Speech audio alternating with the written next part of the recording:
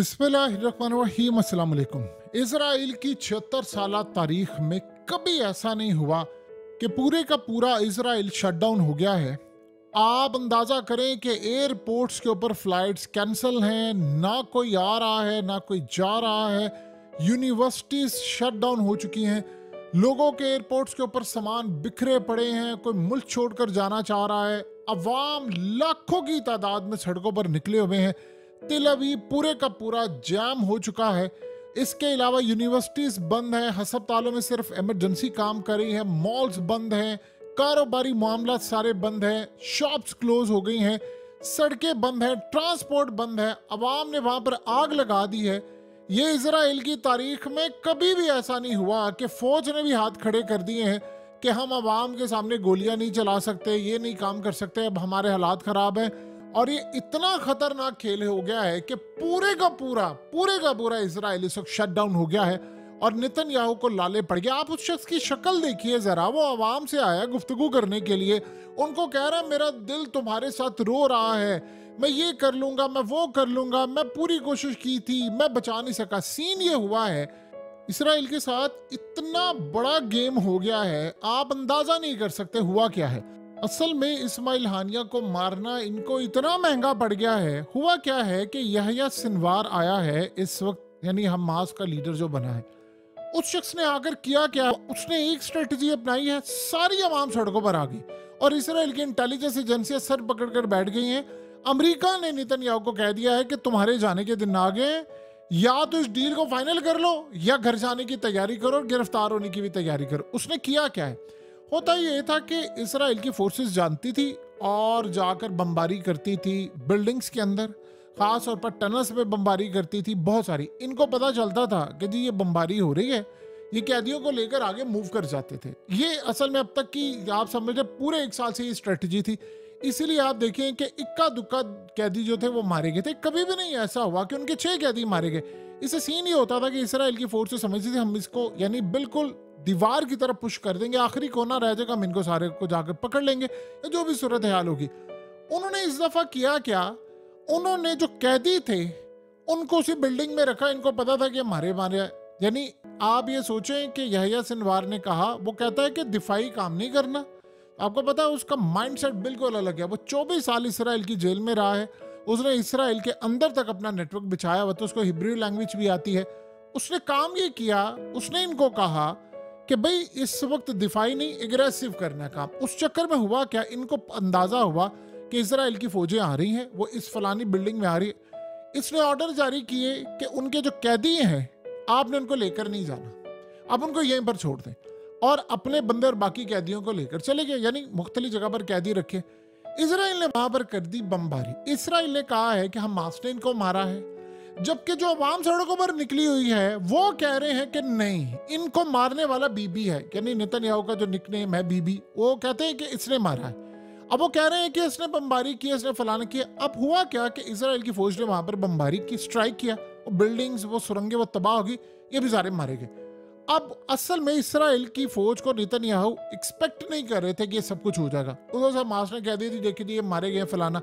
जब ये 6 के 6 लोगों के जनाजे आए बाहर, तो अवाम को असल में बाहर निकलने का यानी मौका मिल गया।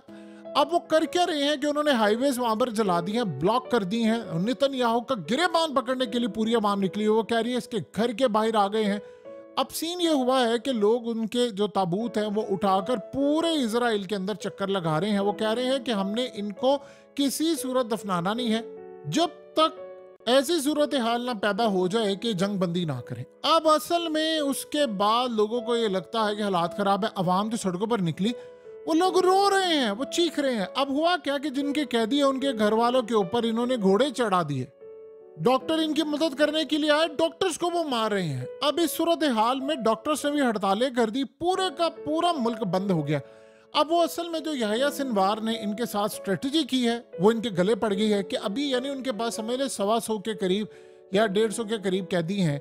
अब इस सारे सूरत हाल में उनके पास कैदी हैं, बहुत सारे मारे गए हैं। अब ये काम वो कर रहे हैं कि अवाम को सिर्फ 6 मारे गए हैं तो पूरी अवाम सड़कों पर आ गई। उन्होंने कहा जी अब हमने जंग नहीं होने देनी, अब पूरे का पूरा मुल्क बंद होगा, फ्लाइट्स कैंसिल होंगी, रेलवे बंद होगी, यानी आप नाम लेते जाएं तो पूरा मुल्क उन्होंने शट डाउन कर दिया है। अब नेतन्याहू को लाले पड़ गए हैं कि मैं तो ईरान से जंग करने के लिए जा रहा था। अब वो ये कह रहे हैं कि ये जो स्ट्रेटजी है ये बेसिकली ईरान और लिबनान ने बनाई है कि अवाम उनकी खुद ही जाकर नेतन्याहू की गवर्नमेंट गिरा दे और सारे का सारा सिस्टम हो जाए। अब आप अंदाजा कर लें कि इस वक्त सूरत हाल इतनी खतरनाक हो गई है कि नेतन्याहू को संभालना पड़ रहा है, उसको एक जगह से दूसरी जगह मूव करना पड़ा है, अंडरग्राउंड से उसको महफूज मकाम पर मुंतकिल करना पड़ा है फौज को, और एजेंसियों को उसकी हिफाजत करनी पड़ रही है कि वहां पर अवाम का गुस्सा अब सब्र का पैमाना लबरेज हो चुका है। असल में ये सोचकर बैठे हुए थे कि जी हम पर ईरान हमला करेगा, हम उस सूरत हाल में हमले का जवाब दे देंगे और जंग छिड़ चुकी होगी। ईरान ने हमला नहीं किया, लिबनान ने छोटे छोटे हमले किए, 2-4 हमले किए, और आप सोचे कल अवाम जब सड़कों पर निकली हुई थी तो रात को उन्होंने 2 मिनट के अंदर 100 के करीब रॉकेट मार दिए। आप सोचे सायरन बज रहे हैं, हालात इतने ज्यादा वहां पर खराब हो गए। अब अवाम क्या कर रही है?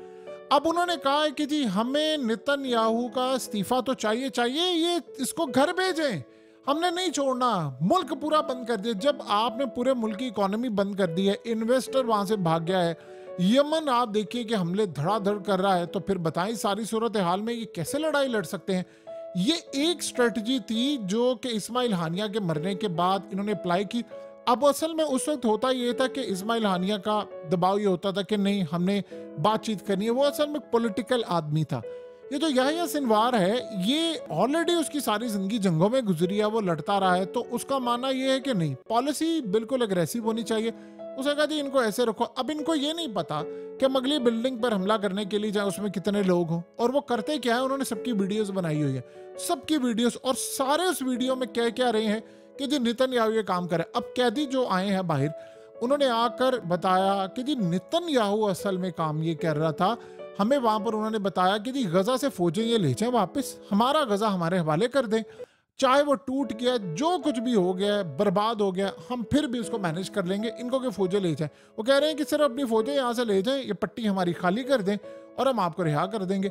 अब आप ये सोचें कि इस वक्त नेतन्याहू के खिलाफ वो सिलसिला शुरू हो गया कि अवाम सड़कों पर निकली है। अब अगर वो डील करता है तो फिर सूरत हाल ये है कि गवर्नमेंट उसकी जाती है, अगर वो डील नहीं करता तो अवाम ने इस वक्त स्ट्राइक कर दिया है। और ये वो स्ट्राइक नहीं है, ये याद रखिएगा, 1 दिन 2 दिन, वो ये स्ट्राइक है कि पूरा मुल्क वो कह रहे हैं बंद कर दे, वो कह रहे हैं हमने इकोनॉमी क्रैश करनी है।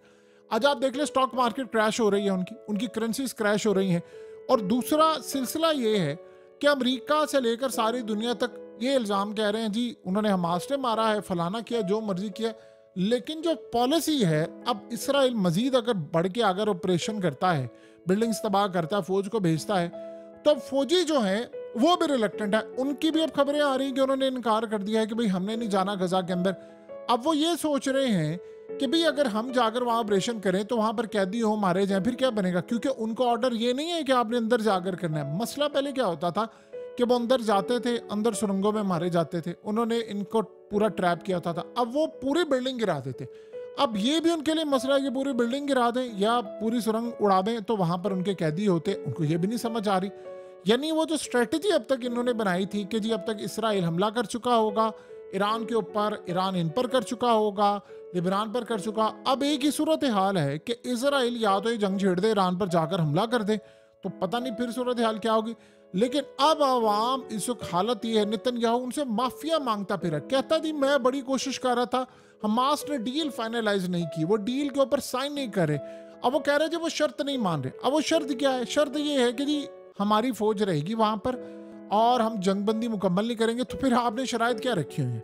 यानी आप अंदाजा कर लें कि इस वक्त की सूरत हाल इतनी खतरनाक हो गई है कि आज से पहले इतनी तबाही इसराइल में कभी नहीं हुई कि अवाम के सब्र का पैमाना, वो कहते हैं कि जी भाड़ में जाए, पूरा मुल्क हमारी तरफ से भाड़ में जाए, हमारी नौकरियां चली जाए, बिजनेस तबाह हो जाए, बस हमने इस साए में नहीं जीना। अब एक और भी सूरत हाल उनको समझ आ रही है कि अगर लेट से हम यहाँ पर ना खड़े हुए तो ये जंग सर पर खड़ी है, और जिस तरह लिबनान हमला कर रहा है, हमारा पावर स्टेशन तबाह कर देगा, हमारी चीजें तबाह कर देगा, और ये जंग आलमी जंग बन जाएगी, तो हम कब तक ये मैनेज करेंगे?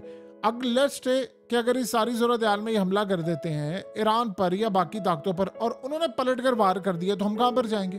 तो फिर वो जंग जो है वो मजीद बढ़ जाएगी। तो अब नेतन्याहू की कुर्सी टूटने के लिए बिल्कुल तैयार है।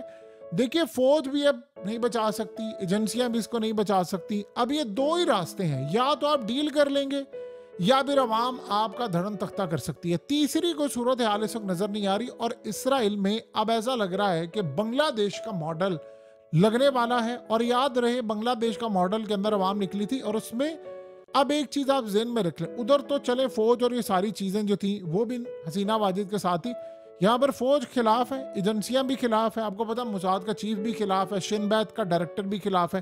तो वो तो सारे कहेंगे कि भाई ये काम करो खत्म हो, क्योंकि फौज का जो चीफ है वो कह रहा है भी हमने लड़ाई नहीं लड़नी। और आप अंदाजा करें रेलवे का मिनिस्टर हो, उसने कह दी थी हमारा रेलवे तबाह हो जाएगा, हाईवे तबाह हो जाएगा। जो पावर का मिनिस्टर है वो कह रहे थे बिजली का निजाम दरम बरम हो जाएगा। तो कुल मिलाकर इनकी तबाही इस वक्त सरेआम नजर आ रही है, और ये पहला मौका है कि जुर्लू फिरने वाला है।